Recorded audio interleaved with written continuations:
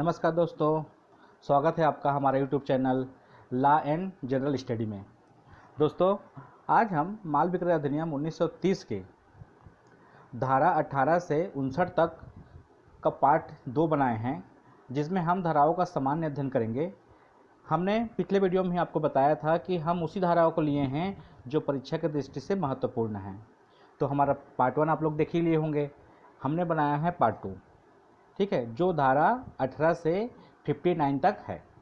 ठीक है, ये आप यदि हमारे चैनल में नए हैं तो हमारा channel law and general study को सब्सक्राइब कर लें और बेल आइकन को भी प्रेस कर लें ताकि हमारा वीडियो का नोटिफिकेशन आप तक पहुंच सके। तो चलो दोस्तों, आज शुरुआत करते हैं हमारा पार्ट 2।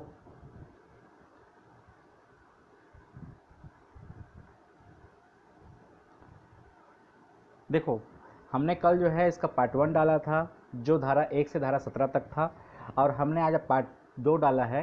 ठीक है, ये 18 से लेके आपका 59 तक है, और बीच बीच के बहुत सारे ऐसे धाराओं को हमने छोड़ दिया है जो परीक्षा की दृष्टि से महत्वपूर्ण नहीं है। ठीक है, तो हम शुरुआत करते हैं। और पार्ट 2 में जो हमारा टॉपिक है, ये विक्रेता और क्रेता के बीच जो संपत्ति का जो अंतरण है उसके बारे में है कि संपत्ति विक्रेता से क्रेता के पास कैसे अंतरित होगी। हम पूरा के पूरा इसी टॉपिक पे आज चर्चा करेंगे। ठीक है, तो शुरुआत करते हैं। हमारा धारा 18, माल को अभिनिश्चित करना। तो मैंने कल पहला वाला वीडियो में बताया था कि अभिनिश्चित मतलब चयन करना, फिक्स करना या उसकी पहचान करना। ठीक है, तो यहाँ पे क्या बोल रहा है, रिप पढ़ते हैं। जब संविदा में ऐसे माल का विक्रय से संबंध है जो अभिनिश्चित है, वहाँ कोई माल क्रेता को आंतरित नहीं होगी। कहने का मतलब ये है कि जब कोई क्रेता विक्रेता के पास जब कोई ऑर्डर दिया है या कोई सामान के लिए बोला है, ठीक है, तो विक्रेता क्या करेगा, उस सामान को पहले बहुत सारे कोई भी शॉप रहेगा, दुकान रहेगा, चाहे कोई ऐसी जगह रहेगा जहाँ उत्पादन होती है, उससे छांट के वो स्पेशली अलग करेगा, विनिर्दिष्ट करेगा। ठीक है, कि वो माल यही है। ठीक है, जब तक वह ऐसा नहीं करेगा तब तक क्रेता को वह आंतरित नहीं कर पाएगा। ठीक है, तो ये सारी चीज़ों को धारा 18 बोलता है कि जो विक्रेता होगा वो क्या करेगा, जो माल होगा उसको अभिनिश्चित करेगा, उसको चिन्हित करेगा। ठीक है, उसके बाद क्या करेगा, अंतरण करेगा, तभी वो क्रेता को क्या होगा, अंतरित हो पाएगी, अदरवाइज तो नहीं होगा। आगे बढ़ते हैं। हमारा नेक्स्ट धारा, धारा 21। अब धारा 21 है। धारा 21 बोलती है कि विनिर्दिष्ट माल को परिदेय स्थिति में लाया जाना। ठीक है, अब वहाँ पे क्या हुआ कि अभिनिश्चित करना था हमारे 18 में, धारा 18 में, कि माल को चिन्हित करना, पहचान करना। अब ये बोल रहा है कि अब वो विनिर्दिष्ट हो गया है, उसकी पहचान हो गया है, तो उसको क्या करेगा, क्रेता को देने लायक बनाना, परिदेय स्थिति में लाना या परिधान की स्थिति में लाया जाना। इसको पढ़ते हैं। जब कोई ऐसा माल जिसका चयन हो गया है और उस माल को विक्रेता द्वारा परिदेय स्थिति में लाना होगा, और विक्रेता जब तक ऐसा नहीं करेगा तब तक क्रेता को माल संक्रांत नहीं होगा, और क्रेता को उसकी सूचना भी देना होगा। अब कोई क्रेता जो है किसी दुकानदार के पास या कोई फैक्ट्री उत्पादन करने, जहाँ से माल उत्पादन होता है, वहाँ कोई आर्डर दे रखा है। ठीक है, तो विक्रेता क्या करेगा, उस माल को क्या करेगा, विनिर्दिष्ट परिदेय स्थिति में लाएगा। ठीक है, और जैसे वो परिदेय स्थिति में आ जाएगा वैसे वो क्या करेगा, क्रेता को उसकी सूचना देगा कि माल आपने जो हमको ऑर्डर दिया था ये रेडी हो गया है, आके आप इसे ले जा सकते हैं। ठीक है, उसी कंडीशन में ही माल क्या होगा, क्रेता के पास संक्रांत होगा, तभी उसका स्वामित्व क्या होगा, क्रेता को पास आएगी।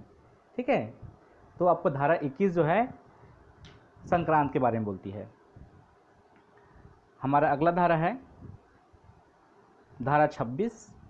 धारा 26 जो है बहुत ही महत्वपूर्ण है, अधिकतर बार प्रश्न में पूछा जाता है। ठीक है, धारा 26 बोलता है कि जोखिम प्रथम दृष्टया संपत्ति के साथ संक्रांत हो जाती है। अब आपको ये समझना है कि जोखिम हम किसको बोलेंगे। कहने का मतलब ये है कि हम जब कोई चीज़ खरीदते हैं, ठीक है, जैसे एक डॉग खरीदे, हमने डॉग शॉप से एक डॉग खरीदे, तो जैसे हमने डॉग को ख़रीदा और अपने यहाँ लाया, उसके बाद उसकी पूरी जिम्मेदारी हमारी हो जाती है। यदि वो किसी को काटता है या किसी को नुकसान पहुँचाता है तो उसकी जिम्मेदारी किसकी होती है, हमारी होती है। और जब तक वह एक शॉप वाले के पास है, पेट शॉप वाले के पास है या कोई विक्रेता के पास है, तब तक वह सारी लायबिलिटी किसकी बनी रहेगी, विक्रेता के रहती है। तो यहाँ पे वही है, जैसे वो क्रेता के पास वो सामान आएगा, ठीक है, वैसे ही क्या होगा, उसकी जोखिम भी क्रेता के पास आंतरित हो जाएगी। आगे पढ़ते हैं। इस धारा में यह बताया गया है कि जब तक संपत्ति विक्रेता क्रेता के पास आंतरित नहीं है तब तक जोखिम भी आंतरित नहीं होगी। तो हमने बताया अभी अभी कि जब तक विक्रेता जो है कोई सामान है, चाहे कोई डॉग है, चाहे कोई ऐसी चीज़ें हैं जो क्रेता के पास नहीं पहुंची, तब तक क्या होगा, उसकी जितनी भी जोखिम होगी वो विक्रेता के पास ही रहेगा। और जैसे ही वो सामान आंतरित हो जाएगा, वह वस्तु आंतरित हो जाएगा किसके पास, क्रेता के पास, तो वैसे ही आंतरित होने के साथ साथ ही उसकी जोखिम भी क्रेता के पास आंतरित हो जाएगी। आगे पढ़ते हैं। परंतु कि संपत्ति का परिधान क्रेता या विक्रेता के गलती से विलम्ब हो गया है और माल की नुकसानी के लिए ऐसे व्यक्ति पर जोखिम का भार रहता है जिसका कसूर हो। ठीक है, आपका परंतु कसूर हो, यहाँ पे कह रहा है कि क्रेता ने जो है कोई ऑर्डर दिया है विक्रेता को, ठीक है, और विक्रेता ने उसको जो सामान को बना के रखा हुआ है, ठीक है, और विक्रेता को भी मालूम नहीं है वो सामान खराब हो गया है या नष्ट हो गया है, और क्रेता को भी नहीं मालूम है। उस कंडीशन में बाद में ये देखा जाएगा कि वो किसके गलती के कारण हुआ है, कि विक्रेता ने उसको सही ढंग से पैकिंग करके अच्छे से नहीं रखा, या उसको अच्छे से प्रोटेक्ट नहीं किया, या क्रेता ने एक उचित समय जब उसको मिला था ले जाने को या अपने साथ ले जाने का उचित समय में उसको लेके नहीं गया। ये बात का विषय है कि इसको बाद में देखा जाएगा कि ये गलती किसकी रही है। उसके बाद क्या होगा, उसकी नुकसानी जो नुकसानी क्या करेगा, वो देगा, चाहे वो क्रेता को दे, चाहे वो विक्रेता को दे, चाहे जिसकी भी दोनों में से किसी की भी गलती रहेगी, जिसकी गलती रहेगी वो क्या करेगा, उसको पे करेगा नुकसानी। आगे बढ़ते हैं। हमारा अगला धारा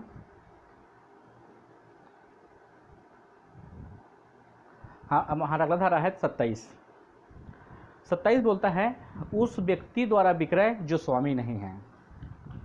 देखिए आप यहाँ पे समझिए, हम लोग शुरू से पढ़ते आ रहे हैं कि कोई वस्तु को वही व्यक्ति बेच सकता है, वही व्यक्ति उसको सेल कर सकता है जो उसका वास्तविक स्वामी हो, जो लीगल उसका राइट्स रखता है।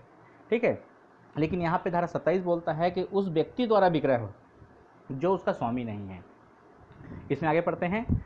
इस धारा के अनुसार माल ऐसे व्यक्ति द्वारा बेचा जाता है जो उसका स्वामी नहीं है, और जो स्वामी के प्राधिकार के अधीन है वह क्रेता उस माल पर उस हक से जो विक्रेता का था उससे बेहतर हक नहीं पाता। कहने का मतलब ये है, जबकि वास्तविक कोई स्वामी है, ठीक है, वो किसी माल को किसी क्रेता को बेचता है तो पूरा के पूरा जो है उसका जो हक है उसको क्रेता के पास आंतरिक चला जाता है, क्रेता को स्वामित्व मिल जाता है, पूरा कम एब्सोल्यूट स्वामित्व। ठीक है, लेकिन जो है जब वह स्वामी नहीं है जो विक्रय कर रहा है तो उस कंडीशन में उसका हक जो है क्रेता के पास नहीं जाएगा जैसे विक्रेता के द्वारा जाता। ठीक है, आगे बढ़ते हैं। परंतु कोई वाणिज्यिक अभिकर्ता स्वामी की संपत्ति पर कब्जा रखता है और कारोबार के अनुक्रम में काम करता है, उसके द्वारा किया गया कोई भी विक्रय विधिमान्य है जैसा वास्तविक स्वामी का होता है। अब यहाँ पे ये है कि मान लो किसी व्यक्ति ने, ठीक है, अपने सामान को विक्रय करने के लिए कोई ऐसा व्यक्ति रखा है, कोई एजेंट रखा है या कोई अभिकर्ता रखा है जो विक्रेता के बिहाफ में क्या करता है, उस सामान को विक्रय करता है। ठीक है, यदि वैसे व्यक्ति के द्वारा जो है किसी सामान का विक्रय किया जाता है तो वैसे ही स्वामित्व अंतरण होगा क्रेता को जैसे वास्तविक स्वामी उसको आंतरित करता। ठीक है, तो यहाँ पे यही कह रहा है कि जो वास्तविक स्वामी नहीं है उसके द्वारा किसी भी प्रकार का कोई अंतरण किया जा रहा है तो वो वैसे वास्तविक अंतरण नहीं होगा जैसे मूल स्वामी का द्वारा होता। लेकिन वो अभिकर्ता है तो मूल मालिक के द्वारा जैसे किया जा सकता था वैसे ही वो भी अंतरण कर सकता है। ठीक है, आगे बढ़ते हैं। हमारा नेक्स्ट धारा 31। ठीक है, धारा 31 बोलता है विक्रेता और क्रेता का कर्तव्य। अब देखो यहाँ पे ये समझना है कि विक्रेता जो है, जो सेलर है, और जो क्रेता है, जो बायर है, दोनों का ड्यूटीज़ क्या क्या हैं। ठीक है, तो पहला तो विक्रेता हम देखते हैं। विक्रेता का कर्तव्य है कि वह माल का परिधान विक्रय के अनुबंध के अनुसार करे। देखिए पूरा के पूरा जो हम लोग शुरू से पढ़ते आ रहे हैं कि जैसे कॉन्ट्रैक्ट में कहा गया है कि दो पक्षकार होगा, सक्षम पक्षकार होगा, उनकी भी जो भी संविदा होगी वो फ्री कंसेशन होगी और लाभफुल होगा, ये सारी चीज़ों को यहाँ पे भी लागू होता है सेम टू सेम। तो यहाँ पे भी क्या कह रहा है कि अगर क्रेता से किसी प्रकार का अनुबंध किया है, करार किया है, ठीक है, किसी वस्तु को बेचने के लिए, विक्रय करने के लिए, तो वह उसी के अनुसार क्या करेगा, विक्रय करेगा और उसी के अनुसार उसको प्रदान करेगा। ठीक है, इसका सेकंड है, क्रेता का कर्तव्य है कि वह माल को प्रतिग्रहण विक्रय के अनुबंध के अनुसार करे। ठीक है, यहाँ भी सेम टू सेम वही बात हो गई।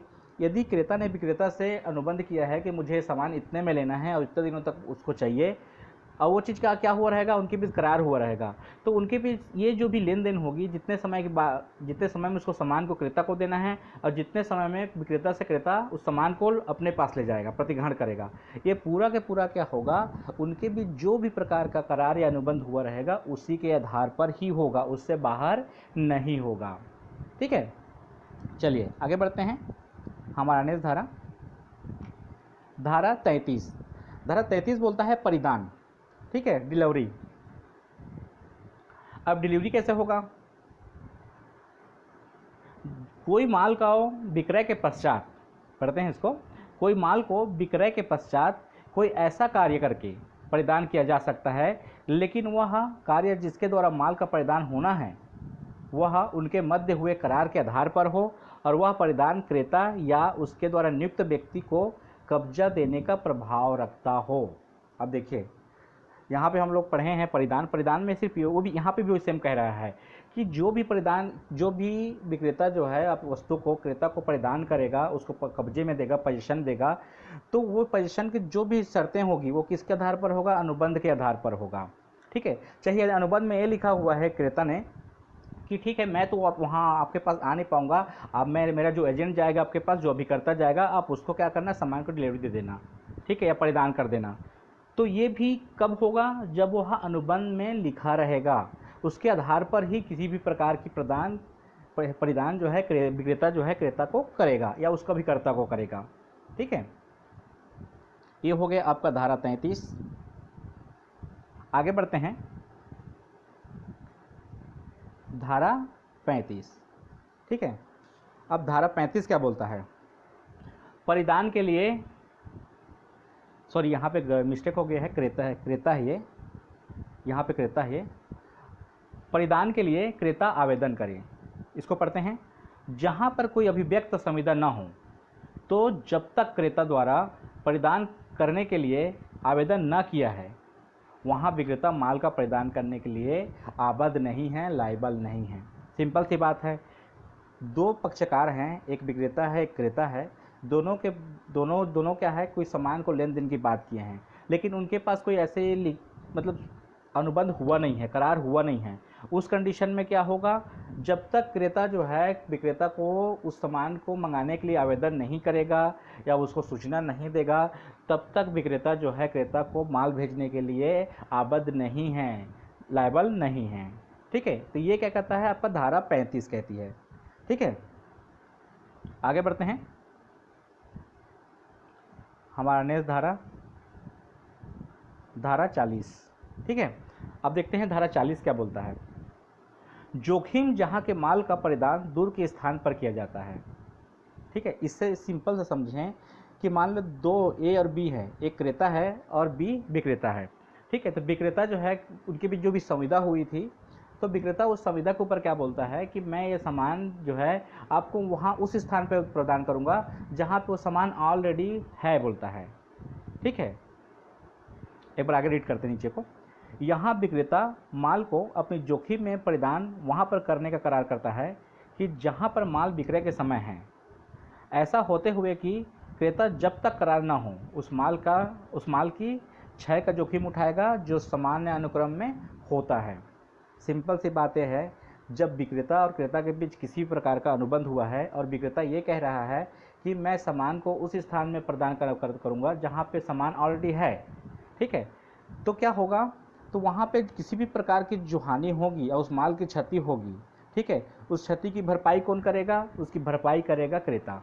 ठीक है, जो सामान्य अनुक्रम में जो भी क्षय होती है, जो भी नुकसान होता है या क्षति पहुँचती है या संविदा में उसके बीच जो भी सामान के लिए हुआ रहता है वो उसके अनुक्रम में नहीं हो पाता, तो उसकी जो भी क्षति हुई रहेगी उसको क्या करेगा, क्रेता उसको प्रदान करेगा। ठीक है, आगे बढ़ते हैं।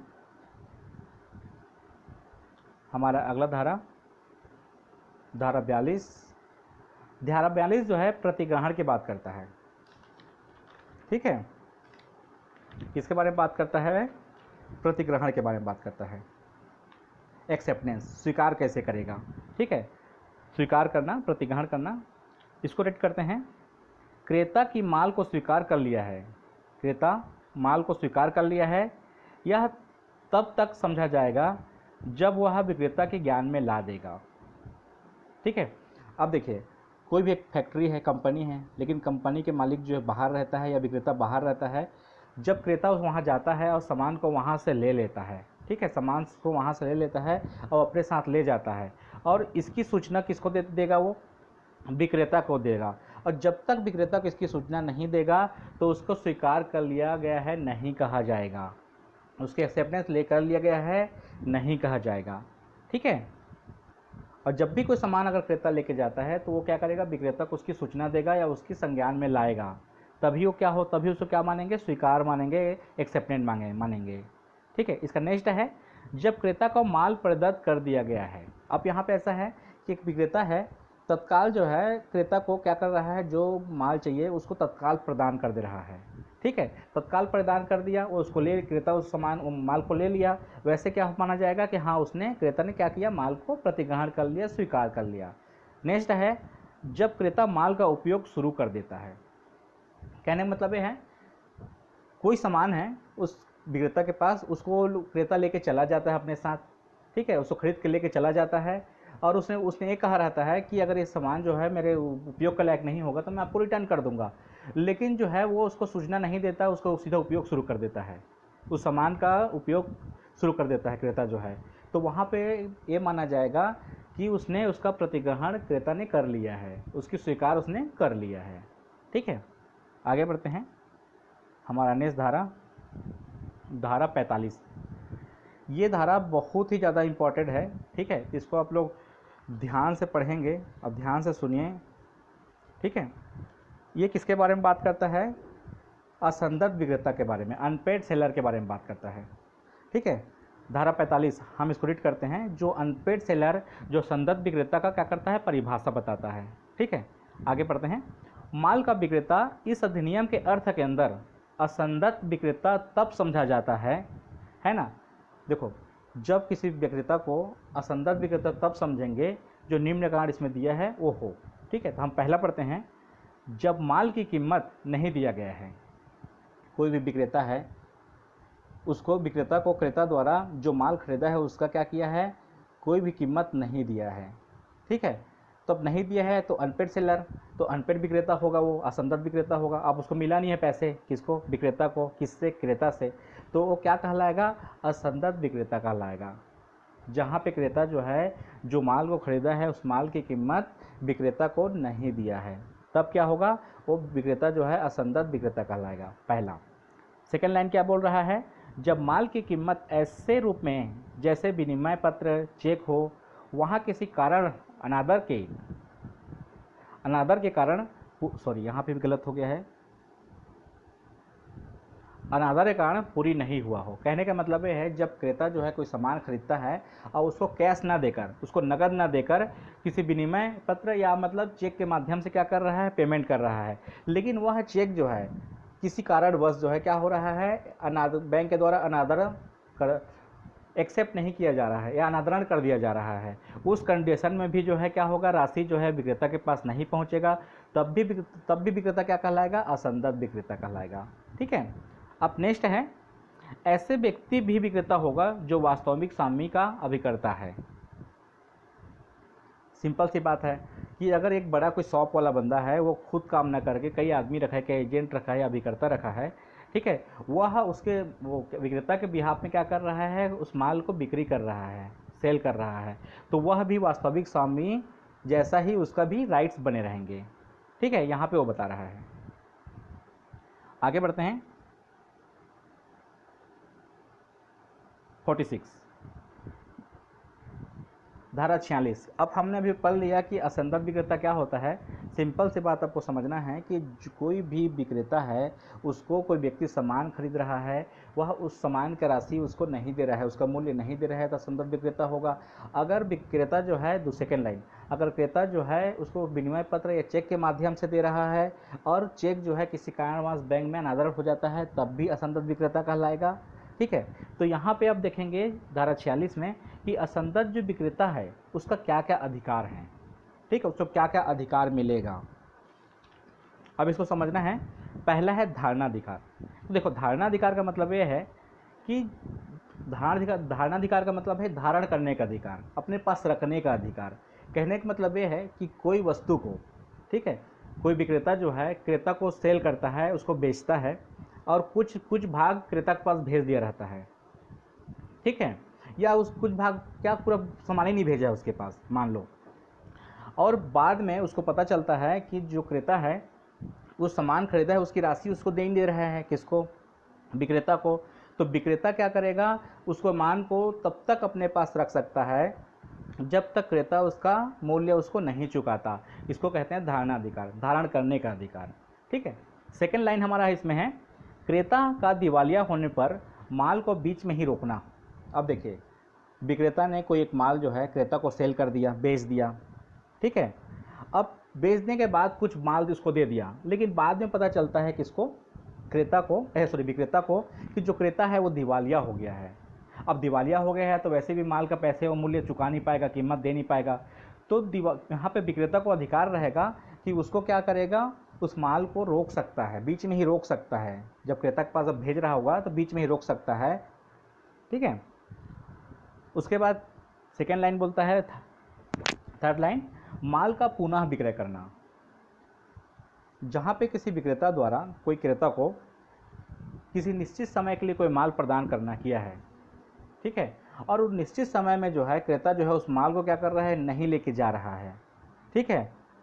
तो क्या विक्रेता क्या करेगा, उस माल को पुनः किसी अन्य व्यक्ति के पास विक्रय कर सकता है, ठीक है। लेकिन जो है अगर मान लो 1 महीने का समय दिया हुआ है विक्रेता जो है किसको, क्रेता को, माल को ले जाने के लिए, और 1 महीना जैसे कंप्लीट होता है और क्रेता माल को नहीं ले जा पा रहा है, लेकिन उसको सूचना उन्होंने दे दिया कि मैं अभी और 5 दिन या आगे कुछ दिन नहीं ले जा पाऊंगा और इसके बाद मैं लेके जाऊंगा, तो वहाँ पे वो विक्रेता होगा वो उस माल को विक्रय नहीं कर पाएगा। लेकिन क्रेता द्वारा किसी प्रकार की सूचना नहीं दिया जा रहा है, किसको, विक्रेता को। तो वहाँ पे विक्रेता क्या करेगा, उस माल को पुनः अन्य किसी व्यक्ति के पास बिक्री कर सकता है। आगे है, जहाँ की माल में की संपत्ति क्रेता को संक्रांत नहीं, वहाँ पर भी उपरोक्त आधार के समान माल को रोक सकता है। सिंपल सी बात है, मैं किसी दुकान पर गया, अब मैंने कोई सामान खरीदा और मैं चला गया, ठीक है। अब मैं चला गया लेकिन जो है मैं उस सामान का राशि पे नहीं किया हूँ, ठीक है। तो उस कंडीशन में भी क्या करेगा, विक्रेता उस माल को अपने पोजीशन में रख सकता है, अपने धारणाधिकार में रख सकता है, जब तक मैं जो है उस राशि को, उस सामान का मूल्य को उसको चुका ना दूँ, ठीक है। आगे बढ़ते हैं। नेक्स्ट धारा, धारा 47, यहाँ क्या बोल रहा है, विक्रेता का धारणाधिकार।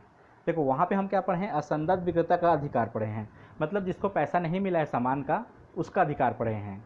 अब यहाँ पे पढ़ रहे हैं कि कोई एक सामान्य विक्रेता है, उसका धारणाधिकार, वो क्या क्या चीज़ धारण कर सकता है, क्या क्या चीज़ रोक सकता है, ठीक है। तो आगे पढ़ते हैं इसमें, माल का विक्रय।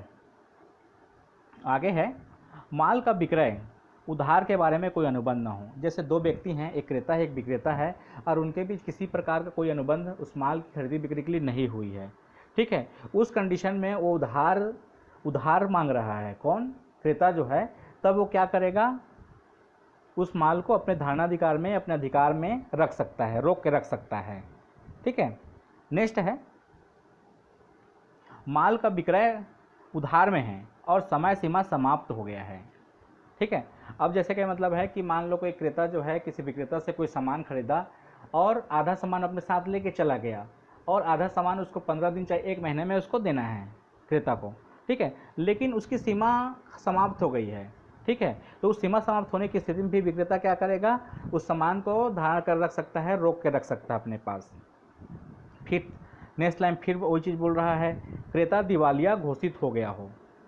तो यहाँ पे भी जैसे हमने असंदत विक्रेता का अधिकार में पढ़े, वैसे यहाँ पे भी है कि विक्रेता को जब पता चलता है कि क्रेता दिवालिया हो गया है और जो माल उसने खरीदा है उसके पैसे और उसकी राशि या कीमत नहीं दे पाएगा, तो उस कंडीशन में भी विक्रेता जो है उस सामान को अपने पास रोक के रख सकता है। आगे है, नेक्स्ट है, विक्रेता माल का धारणाधिकार कर सकता है जब तक, विक्रेता माल का धारणाधिकार कर सकता है जब माल क्रेता के अभिकर्ता या उपनियति के रूप में हो। वहाँ सेम टू सेम हम असंदत विक्रेता का अधिकार पढ़े, यहाँ भी वही है। अगर विक्रेता जो है कोई माल जो है भेजा है कहीं पे, किसके पास, क्रेता के पास, और क्रेता के अभिकर्ता के पास में है या उसके उपनियति के पास में है, ठीक है, तो उस कंडीशन में क्रेता जो है, विक्रेता जो है उस माल को अपने पोजीशन में ले सकता है, अपने कब्जा में ले सकता है। ठीक है, आगे बढ़ते हैं। हमारा नेक्स्ट सेक्शन है, धारा है 48, भागिक परिदान। यहाँ पे भागिक का मतलब है कि एक भाग के रूप में, अपने हिस्से का। ठीक है, वैसे ही जैसे विक्रेता का अपना एक हिस्सा होता है और क्रेता का अपना एक हिस्सा होता है। ठीक है, उसी को बोलते हैं भागिक पालन। अब भागिक पालन में जैसे क्या है, विक्रेता जो है कोई वस्तु विक्रेता से खरीद रहा है। ठीक है, तो विक्रेता क्या करता है, उस वस्तु को उसके लिए तौल के या मतलब निकाल के रखता है, तो क्या है, उसके भाग का जो पालन हो गया, और उस वस्तु के बदले में क्रेता क्या करेगा, मूल्य चुकाएगा, ये क्रेता का भागिक पालन होगा। ठीक है, पढ़ते हैं इसको। जहां असंदत विक्रेता का माल का कुछ भाग परिधान कर दिया गया है, वहाँ वह धारणाधिकार शेष माल पर कर सकता है। सिंपल सी बात है, हम दोनों अभी पढ़े हैं, विक्रेता के, असंदत विक्रेता के अधिकार और विक्रेता का धारणाधिकार। यहाँ पे भी सेम सेम यही कह रहा है कि कोई भी विक्रेता है, यदि वह अपने हिस्से का, अपने भाग का जो है कुछ वस्तु परिधान किसको कर दिया है, क्रेता को कर दिया है। ठीक है, और उस कंडीशन में क्रेता उस राशि नहीं देता है उस माल के बदले में, तो बाकी जो शेष जो माल बचा रहेगा उसमें क्या विक्रेता क्या रहेगा, धारणाधिकार रहेगा, रोकने का अधिकार रहेगा, धारण करने का अधिकार रहेगा। ठीक है, आगे बढ़ते हैं। क्या है, वीडियो को आप 2 या 3 बार देख लेंगे तो पूरा के पूरा इसके जो कोई भी सेक्शन का जो की नोट है, मुख्य बिंदु है ना, वो आपको समझ में आ जाएगा। और परीक्षा की दृष्टि से क्या एक्चुअल में क्या, उसके जो कोई भी सेक्शन का जो आधार होता है, जो की नोट होता है, मुख्य बिंदु, उसी को क्वेश्चन के रूप में पूछा जाता है। ठीक है, तो हमने जितने भी मुख्य रूप से जो आप क्वेश्चंस बनते हैं, जो प्रश्न बनते हैं, हमने उसको अलग अलग करके रखे हैं जो आपको बता रहे हैं। ठीक है, अब हम आगे इसमें देखते हैं धारा 49। ठीक है, 49 में क्या है, धारणाधिकार का पर्यवेक्षण। आपको तो अभी समझ में आ गया है कि धारणाधिकार क्या है। धारणाधिकार वही है जब एक स्वामी, एक विक्रेता जो है उस मूल्य के बदले में, उस वस्तु के बदले में उसको मूल्य नहीं मिलता है, तो उस वस्तु को अपने पास रोक के रखता है, उसको बोलते हैं धारणाधिकार। अब यहाँ पे क्या बोल रहा है, धारा 49 कि धारणाधिकार का पर्यवेक्षण मतलब होता है समाप्त होना। ठीक है, तो कैसे समाप्त हो जाएगा, धारण करने का अधिकार कैसे समाप्त हो जाएगा। ठीक है, आगे पढ़ते हैं। असंदत विक्रेता कब अपना धारणाधिकार खो देता है। ठीक है, जो अनपेड सेलर है, ठीक है, जो असंदत विक्रेता है को धारण करने के अधिकार को कब खो देगा वो। ठीक है, तो आगे पढ़ते हैं। हमारे इसमें पहला बिंदु है, क्रेता को बिना बताए कहीं और को उपनिहित कर देता है। कहने के मतलब ये है कि विक्रेता जो है किसी वस्तु को विक्रय कर दिया है और क्रेता उस वस्तु को लेकर नहीं गया है, लेकिन विक्रेता बाद में क्या कर रहा है, उसी जो विक्रय किया है उसी वस्तु को किसी और व्यक्ति को उपनिहित कर दिया है, या कुछ समय के लिए दे दिया है, कोई कार्य करने के लिए। ठीक है, तब क्या होगा, तब वह धारण करने के जो अधिकार होगा उसको खो देगा, और उसके लिए वो नुकसानी प्राप्त करने के लिए वो वाद भी ला सकता है क्रेता जो है, किसके ऊपर, विक्रेता के ऊपर।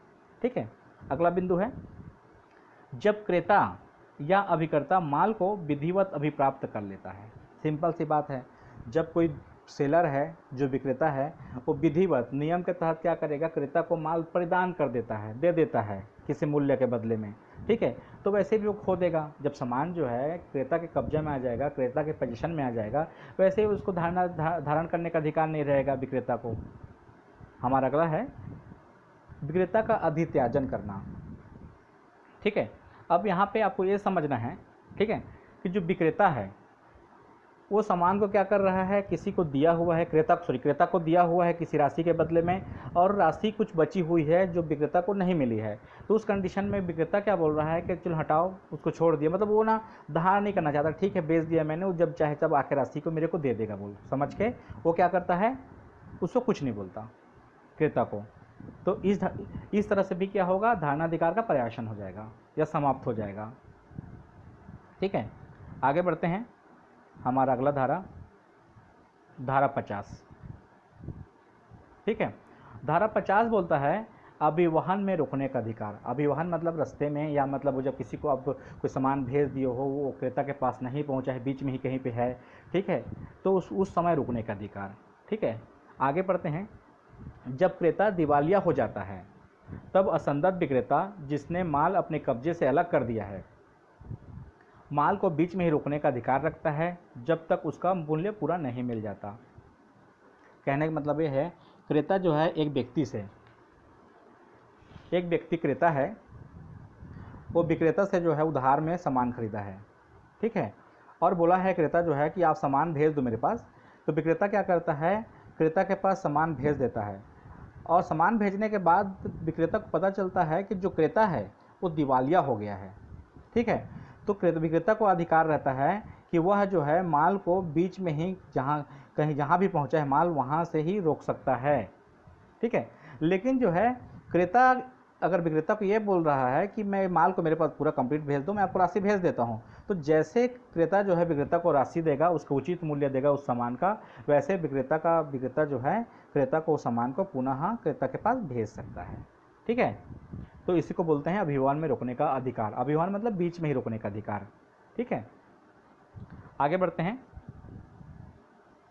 हमारा अगला धारा 55। धारा 55 बोलती है कीमत के लिए वाद लाना। ठीक है, एकदम सिंपल है, इसको सिंपल समझ जाएंगे आप। मैं पढ़ता हूँ।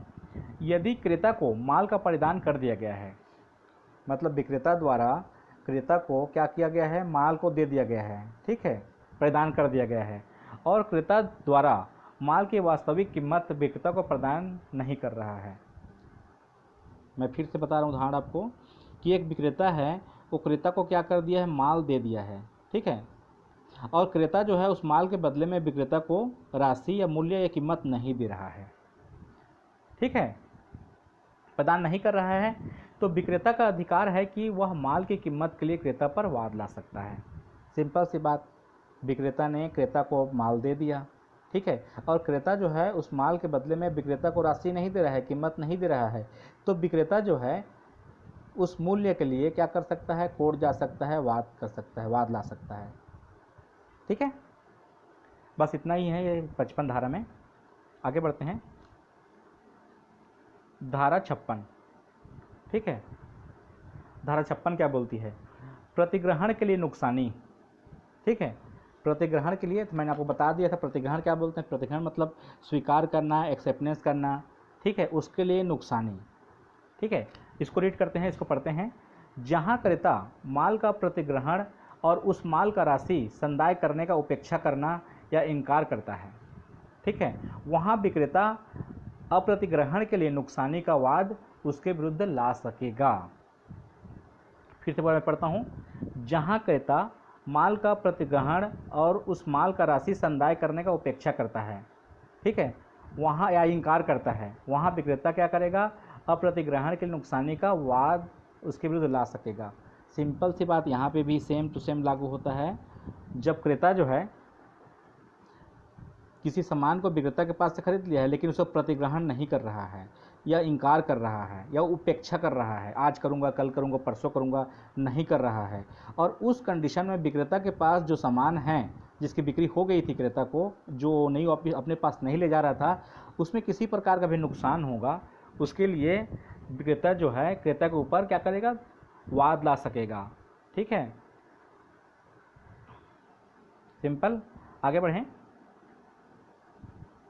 हमारा नेक्स्ट धारा है 59। ठीक है, अब 59 क्या बोलता है, वारंटी भंग का उपचार। आपने लोग सुने होंगे गारंटी, वारंटी, ठीक है, तो वही है कि आप कोई सामान खरीदते हो, और जहाँ सामान खरीदते हो या जिस कंपनी से सामान खरीदते हो, वह आपको कुछ दिनों के लिए या कुछ महीनों के लिए क्या करता है, वारंटी प्रदान करता है कि अगर इसमें किसी प्रकार के डैमेजेस होगा या नुकसान बिगड़ जाएगा, तो उस कंडीशन में हम आपको रिपेयर करके इसको देंगे, उसको बोलते हैं वारंटी। ठीक है, आगे इसमें पढ़ते हैं। पहला, जहाँ की वारंटी का भांग हो गया है, वो भंग एक्चुअल में यहाँ पे देखना, ये भंग है।